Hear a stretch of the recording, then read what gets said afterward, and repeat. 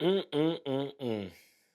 Just when we thought TPUSA couldn't get more cooked, Brian Harpole decides to file a 69-page lawsuit against Candace Owens on her birthday.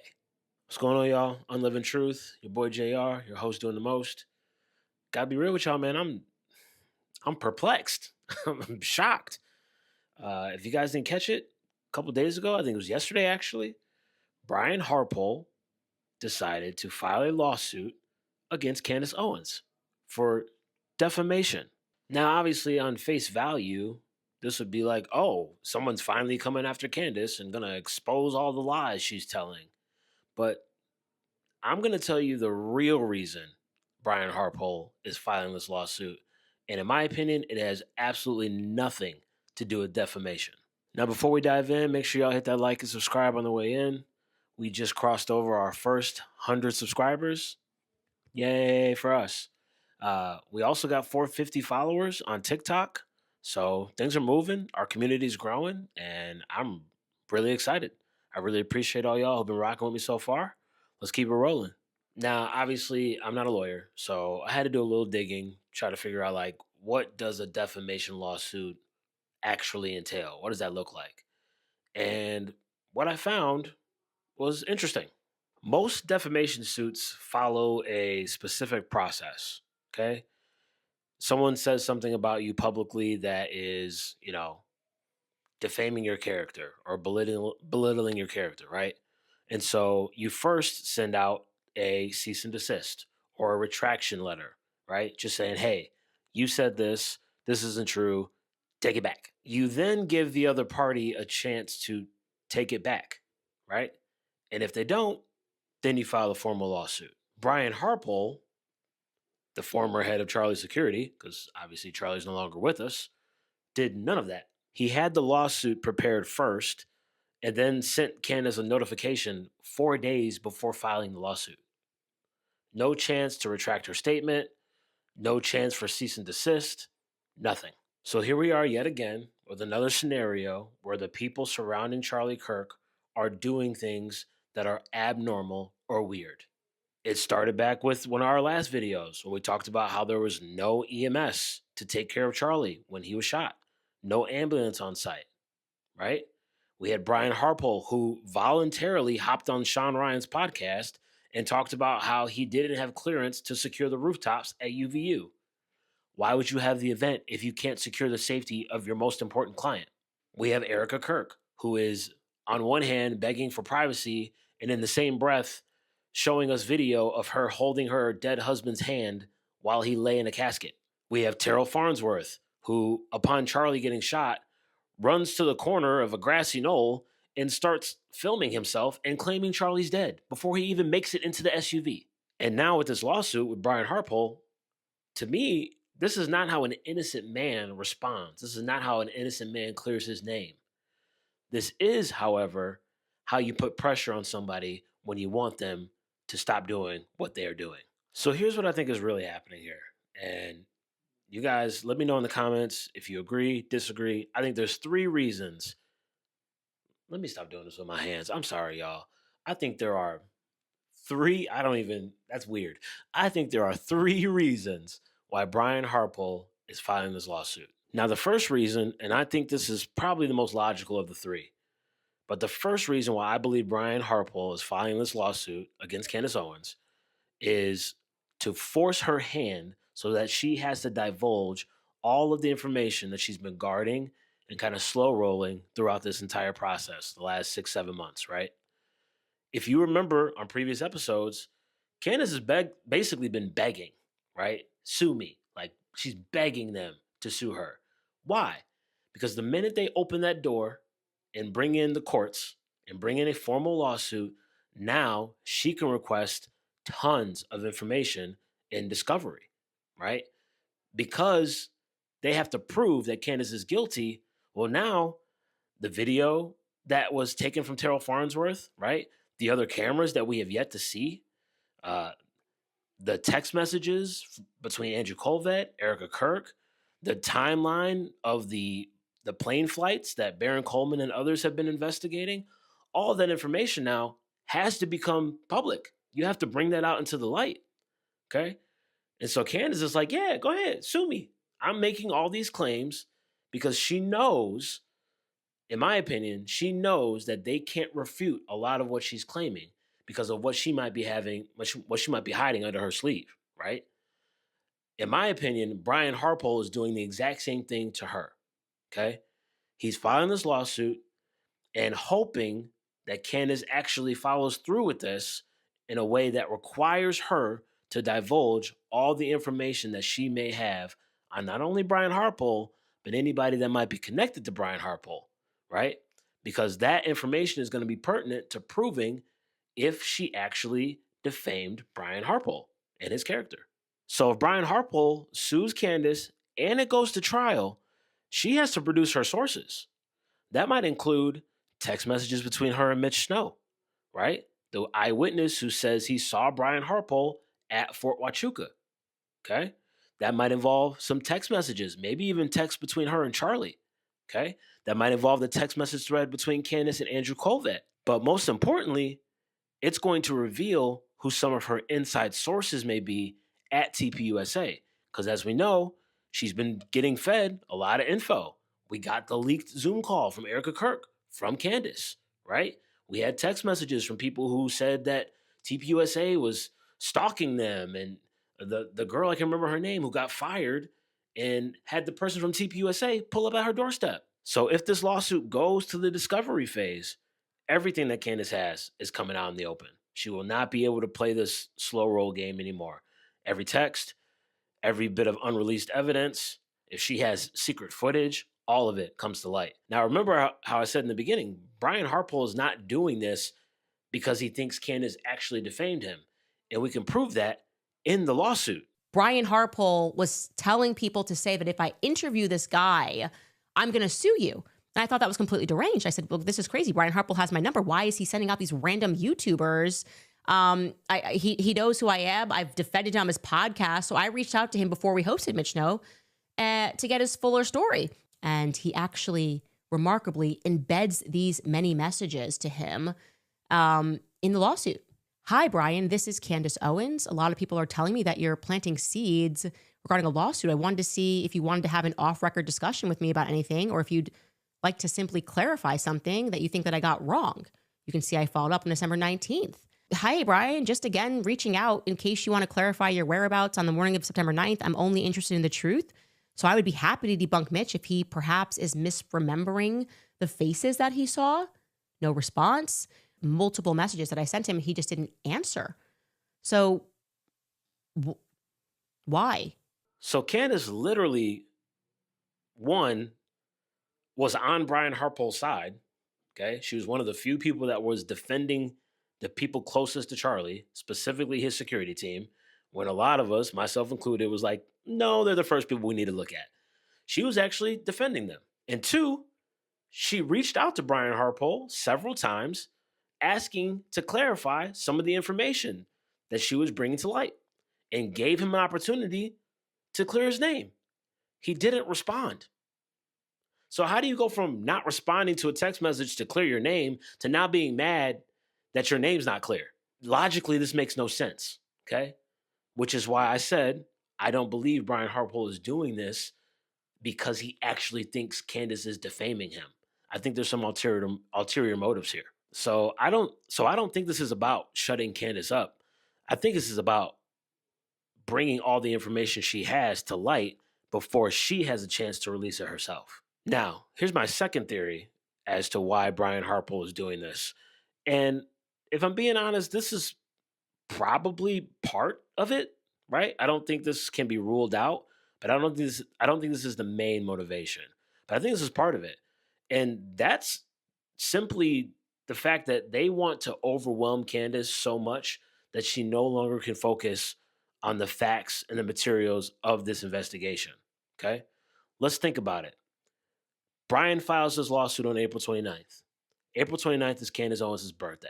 On the same day that this lawsuit is filed, Candace's birthday, Erica Kirk goes on Charlie Kirk's podcast and calls out Candace and basically claims that Candace is accusing her directly of killing Charlie, something Candace has never done. And I know Candace hasn't done that because I've been sitting here this whole time begging her to do that. At the same time this is happening, Congress is filing a resolution and they name Candace as someone who is being anti Semitic. They are literally trying to censor free speech and they're using Candace Owens as the scapegoat. Caroline Leavitt, the White House press secretary, goes on camera and is equating free speech to violence. All right, I just need to say this. Speech is not violence. Okay? That saying, like, sticks and stones may break my bones, but words will never hurt me. It's because words literally can't hurt you. They're words. And so all of this happens on the same day. Either this is the greatest coincidence of all time, like the military running war games of hijacked airplanes on the same morning as a hijacking of airplanes is taking place, 9/11, or this is a coordinated attack. And Brian Harpole is just one of those arrows, right? Caroline Leavitt is another arrow. Erica Kirk is another arrow. And they're just shooting their shots, trying to get Candace to back up, to go from offense to playing defense. And remember, according to Candace, last time this happened with her and Daily Wire, she almost went broke. Lawsuits are very expensive. So imagine the stress and the time and the money that it takes to fend off all these attacks. There's no way that Candace can continue on with the investigation the way she has been. She has to take a step back. She has to play defense. It's brilliant. You know what I mean? Like, if you want to get her to stop and to maybe kind of drag out the information she has, this is the way to do it. But we have to be honest here. Like, this is not a coincidence.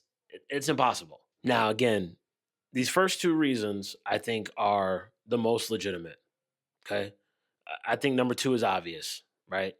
This has to be some type of coordinated attack. Okay. Even Trump is piling on to Candace.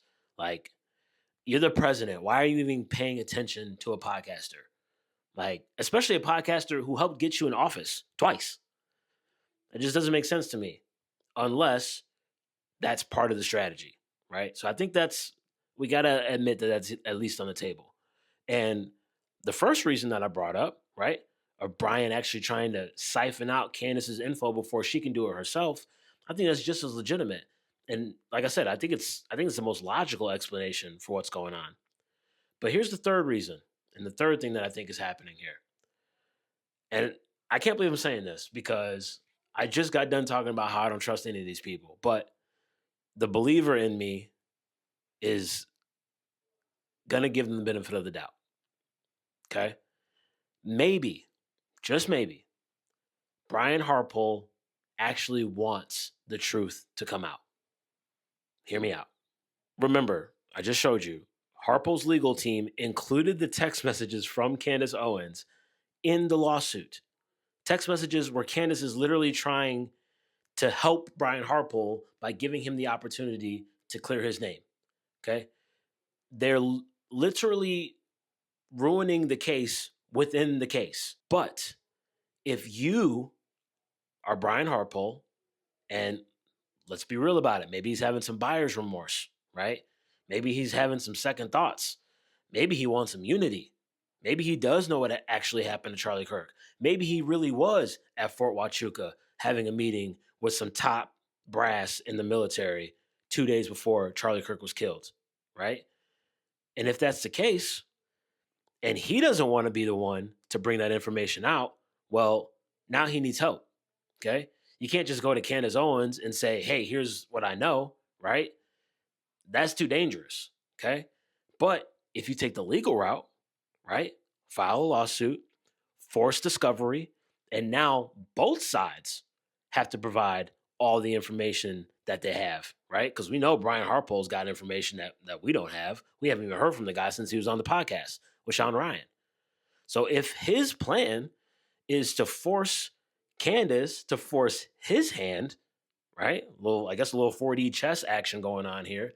But now Brian Harpole has the opportunity to come out and provide truth, right? And to clear his name. And if he clears his name and brings on information, guess what? Us in the public, we're going to be like, good job, Brian Harpole, right? He immediately goes from somebody who, yes, is guilty, but having that change of heart, having the integrity to come out and tell the truth and validate what the public has been saying about Tyler Robinson having absolutely nothing to do with this, that's big. Now, again, I'm not saying that this is what's happening. I don't want to give Brian Harpole the benefit of the doubt. I don't. I don't really care for any of these people at this point. Okay. But I'm saying if Brian Harpole wanted this information to go away, there are other ways. For example, a cease and desist letter. That's normally the first step in defamation. Okay. Defamation is like the last hurrah, right? The last resort. A cease and desist, maybe a private settlement, right? Anything private and between the two parties to get this resolved before it goes to court would be the best for Brian Harpole. Instead, he files a 69-page lawsuit, hands it to Candace on her birthday, knowing that she's going to go live on her show. Like, dummy, what? Okay. And you just handed Candace Owens the power of subpoena. So now she has the ability to request from you everything that you know. So either we're dealing with the worst security ever, okay, because how dare they not secure the 100 rooftops that were surrounding Charlie Kirk, right? Like, terrible, okay? But now you have the worst legal team ever and the worst legal strategy ever, or there's something bigger going on. And here's the most important part of Candace's response to this lawsuit that I feel is kind of going under the radar. And we have to talk about this. And that's Mikey McCoy. Now, Mikey McCoy has been one of the loudest public defenders of the official narrative out of anybody at TPUSA. And according to Candace Owens, at some point during this investigation, Mikey McCoy reached out to her and told her she should look more into Andrew Colvett. I'll say it again. Somebody who's been publicly defending the narrative this entire time is now switching sides. And if that's true, this is a game changer, right? We have somebody in the inner circle who's having a change of heart. Again, like I said earlier, maybe another person, because Brian Harpole could also be having a change of heart. So now let's think back to Candace, right? If Mikey McCoy gives her this information, she now has the lawsuit. And if Candace decides to act on this, the cracks at TPUSA, I mean, that turns into the Grand Canyon. Because again, now she has the power of subpoena, depositions. She can ask for information and discovery. She can ask for text messages. She can ask for unreleased video.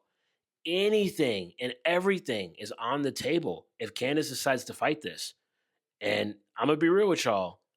She has no choice. If Candace does not fight this, I hate to say it because I love sis, we got to start asking questions about Candace because this is the layup that we've all needed in this investigation. So let me know what you guys think. Which theory do you think is most likely? Could it be all three of them? I don't know. I think this is a bombshell. And just when I thought the case was kind of dying down, I haven't made a video on it in a couple weeks just because there wasn't a whole lot that hadn't been talked about. This is changing everything, right? We almost got a fresh start here in a way. And like I said, it's going to be very key what Candace does next or what she doesn't do next.